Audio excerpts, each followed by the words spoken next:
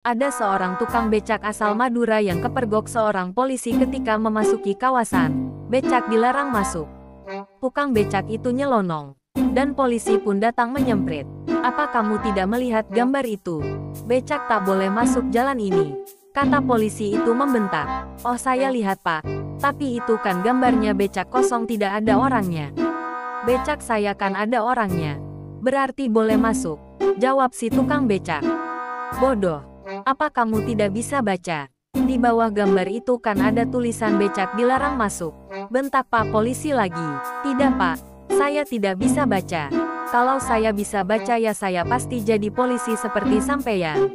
Bukan jadi tukang becak begini," jawab si tukang becak cengengesan.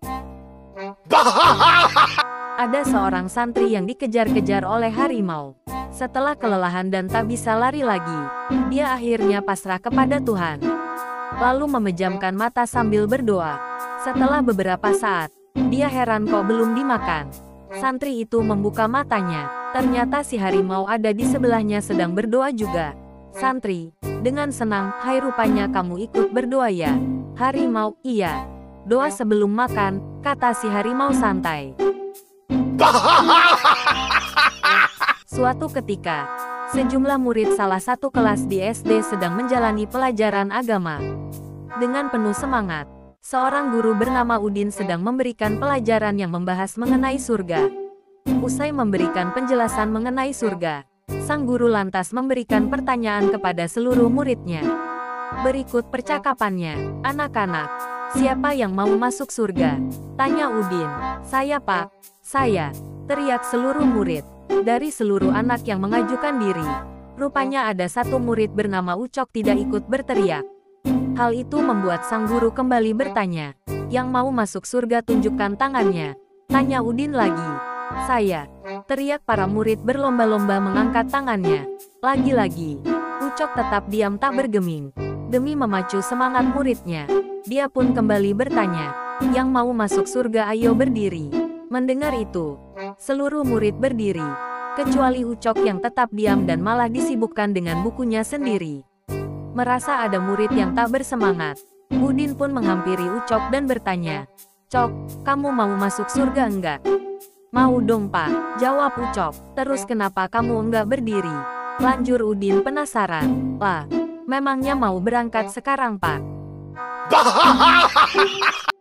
Sudah jadi rahasia umum setiap kampanye calon legislatif atau caleg selalu banyak umbar janji. Mau bikin ini itu, mau kasih anu itu, tapi seringnya janji susah terrealisasi sehingga banyak membuat masyarakat kecewa. Seperti cerita kampanye caleg di suku pedalaman ini. Sang kepala suku diminta mengumpulkan warga di lapangan pinggir hutan. Sang caleg pun mulai berpidato di depan para anggota suku yang belum berpakaian itu.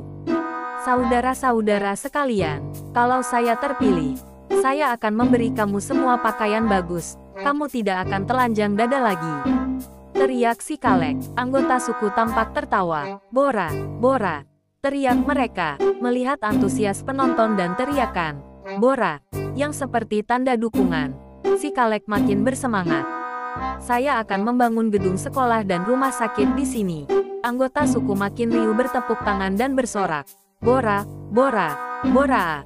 Hidup rakyat. Saya janji tidak akan ada saat kalian membutuhkan," teriak si caleg. Maka teriakan keras makin terdengar. "Bora, Bora, Bora." Si caleg merasa senang. Dia turun dari panggung sambil tak henti-henti tersenyum dan melambaikan tangan. Tak sadar dia melewati kandang kerbau dan menginjak kotoran kerbau. Si kepala suku geleng-geleng. "Kamu tidak hati-hati. Coba lihat sepatu kamu itu. Kena bora kerbau," kata si kepala suku.